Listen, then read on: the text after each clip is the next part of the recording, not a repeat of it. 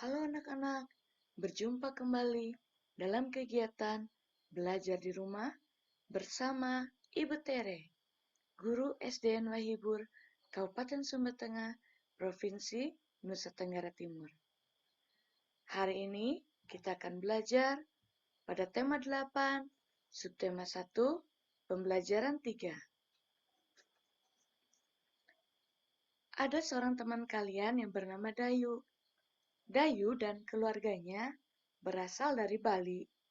Apakah kalian pernah pergi ke Bali? Di Bali banyak terdapat objek-objek wisata yang sangat menarik. Selain itu, Bali juga dikenal dengan keramahannya, sehingga banyak sekali turis asing dan turis domestik pergi berwisata ke Bali.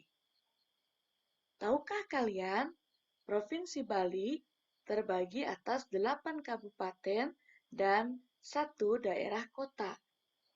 Salah satu kabupaten yang ada di Bali adalah Tabanan. Tabanan merupakan suatu daerah atau kabupaten di Bali yang didominasi oleh pegunungan dan pantai. Coba kalian amati dulu peta Kabupaten Tabanan. Ada apa saja di sana? Ya, warna pada peta akan menunjukkan daerahnya. Daerah Tabanan itu mayoritasnya adalah pegunungan dan pantai. Sehingga Tabanan terkenal sebagai penghasil beras dan sayuran. Selain itu, daerah Tabanan juga bermata pencaharian penduduknya sebagai nelayan. Nah, sekarang kita akan mengetahui lebih jauh lagi tentang lingkungan yang mempengaruhi mata pencaharian penduduknya. Apakah kalian sudah siap untuk belajar hari ini? Coba kalian amati terlebih dahulu 3 gambar yang ada di bagian atas. Gambar pertama menunjukkan nelayan. Gambar kedua yang ada di tengah menunjukkan petani. Dan gambar ketiga menunjukkan pemetik daun teh. Menurutmu, pekerjaan yang mana yang berada di daerah pantai? Ya, betul. Itu adalah nelayan. Lalu, apa mata pencarian penduduk yang tinggal di daerah dataran rendah? Apakah petani atau pemetik daun teh? Ya, kalian benar sekali. Jawabannya adalah petani. Kalau begitu, pemetik daun teh ada di daerah dataran tinggi, sebab daun teh hanya bisa dipetik dari tanaman teh yang tumbuh subur di daerah dataran tinggi. Ternyata lingkungan sangat mempengaruhi mata pencaharian penduduk di suatu daerah.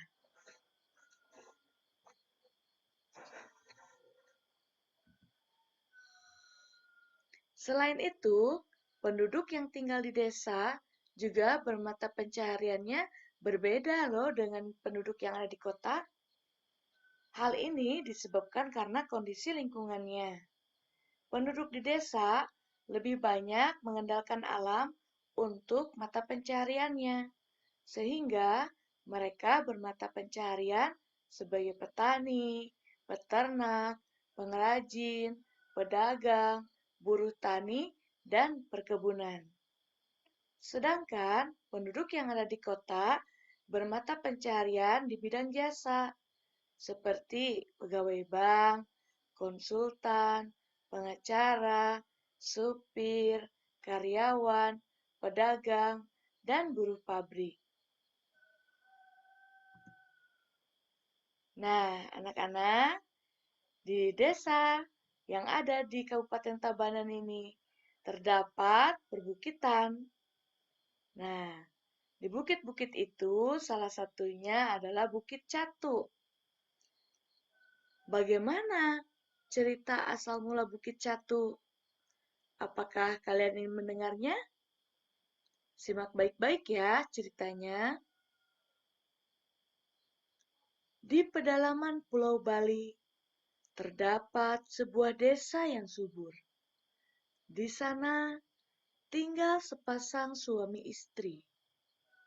Mereka bekerja sebagai petani. Menjelang musim panen, si suami berkata kepada istrinya, "Jika nanti hasil panen kita melimpah, buatlah tumpeng nasi yang besar. Kemudian, undanglah tetangga untuk makan bersama." Istrinya pun setuju. Kedua suami istri itu pun berharap panen mereka melimpah. Tak lama kemudian, harapan mereka terkabul. Si istri menyiapkan tumpeng nasi dan mengundang seluruh penduduk desa untuk makan bersama. Menjelang musim panen berikutnya, si suami berkata lagi kepada istrinya, "Semoga panen kita lebih banyak lagi. Kalau bisa, 3 kali lipat dari sebelumnya. Jika harapanku terkabul, buatkanlah 3 tumpeng nasi yang lebih besar dari sebelumnya."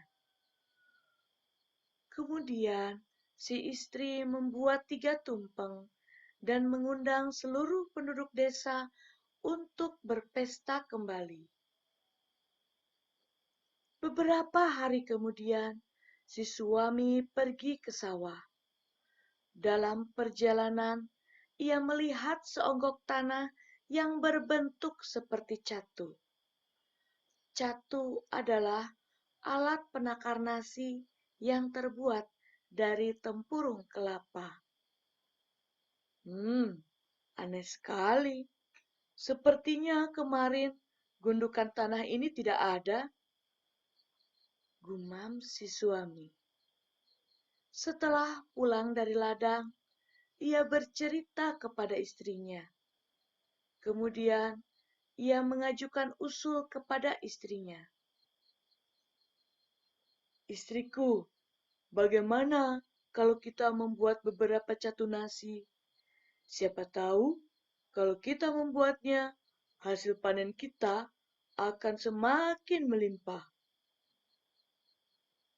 Sejak saat itu, si istri rajin membuat catu nasi.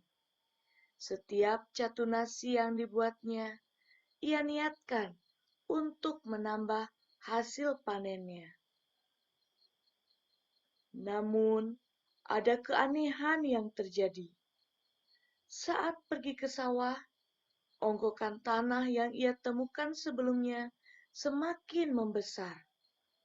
Rupanya, setiap si istri membuat catu nasi, saat itu pula onggokan tanah membesar.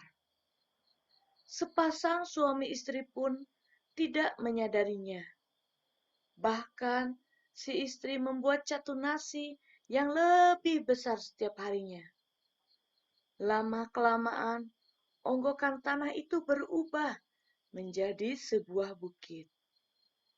Setelah itu, si petani dan istrinya berhenti membuat catu nasi.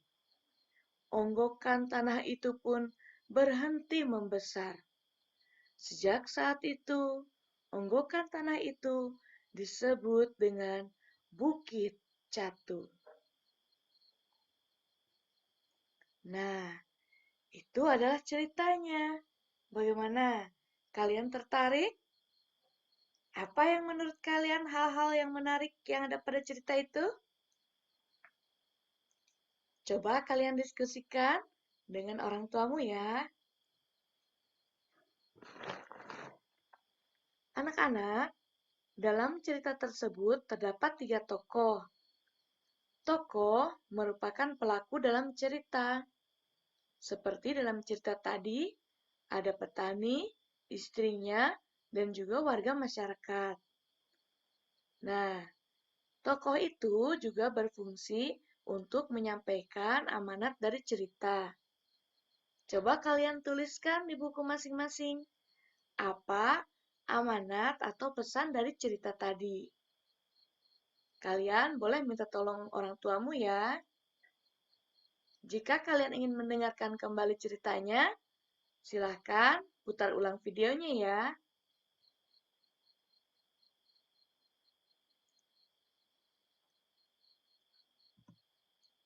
Nah, anak-anak, biasanya orang tua kita, terutama nenek, kakek, mama, dan bapak kita, seringkali mereka menyampaikan dongeng pada kita.